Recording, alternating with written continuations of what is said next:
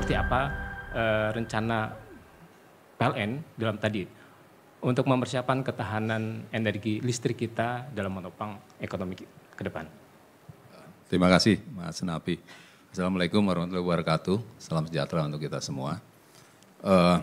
Tadi di sesi pertama sudah ada Den ya dan juga Dirjen Migas di sana untuk bicara masalah ketahanan energi khususnya di masalah migas. Nah, tadi Pak Pram juga sudah menjelaskan bahwa ada turunan yang dibuat dari mulai kebijakan yang dibuat oleh Den, kemudian ada rencana umum ketenaga listrikan nasional, dan turunan selanjutnya adalah RUPTL. Jadi yang kami buat di RUPTL tentunya tidak boleh menyimpang dari apa yang sudah digariskan di KEN, kemudian di RUKN dan di RUPTL. Hanya saja di RUPTL lebih detail, Pak. Bagaimana kita menerjemahkan kebijakan, menerjemahkan rencana umum ketenaga listrikan nasional ke RUPTL. PLN saat ini mempunyai porsi sekitar 85% dari seluruh energi yang kelistrikan yang ada. Jadi kalau di RUKN itu 100%, maka 85%-nya akan kita terjemahkan di dalam rencana umum penyediaan tenaga listrik nasional.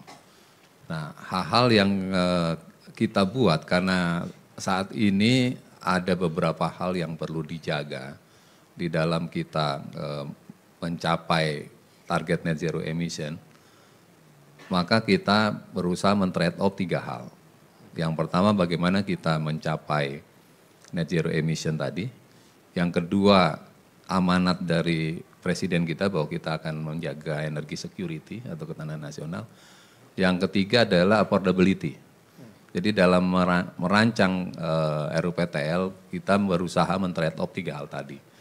Bagaimana emisi ini bisa dicapai target-targetnya, bagaimana ketahanan energi juga bisa dijaga, dan bagaimana ini tidak meningkatkan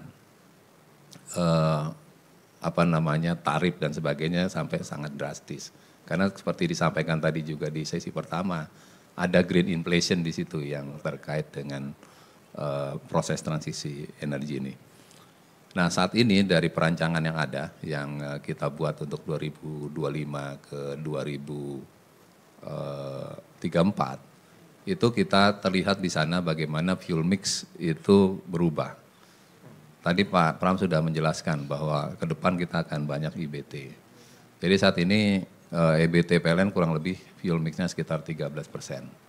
Nah itu kita targetkan nanti 2034 itu bisa mencapai sekitar 35%.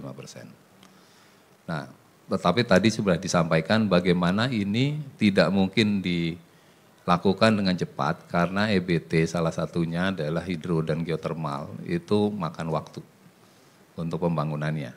Nah, sehingga di tengah harus ada yang ngisi.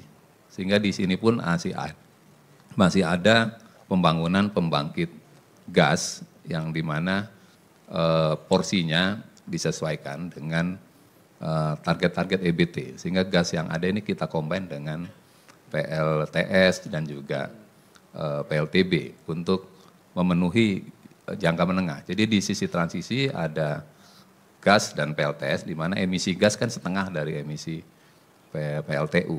Nah, target ke depan itu sekitar 20% nanti ujungnya. Saat ini sekitar 16%, gas nanti akan menjadi sekitar 20% fuel mix-nya. Dan di sisi PLTU-nya sendiri dari sekitar 60% menjadi hanya 45%. Nah di mana ketahanan energi yang kita lihat seperti disampaikan tadi bahwa BBM itu kita impor, sudah net importer. Ini juga kita turunkan, yang sekitar 4% saat ini nanti di ujung 2034 hanya tinggal 0,2%. Nah, jadi memang ini bagaimana kita men-trade off 3 hal itu menjadi sangat penting, semuanya harus bisa kita capai, tetapi dengan optimal. Itu hal yang kami usahakan untuk bisa kita buat untuk menerjemahkan kebijakan, kemudian juga RUKN dan di RUPTL.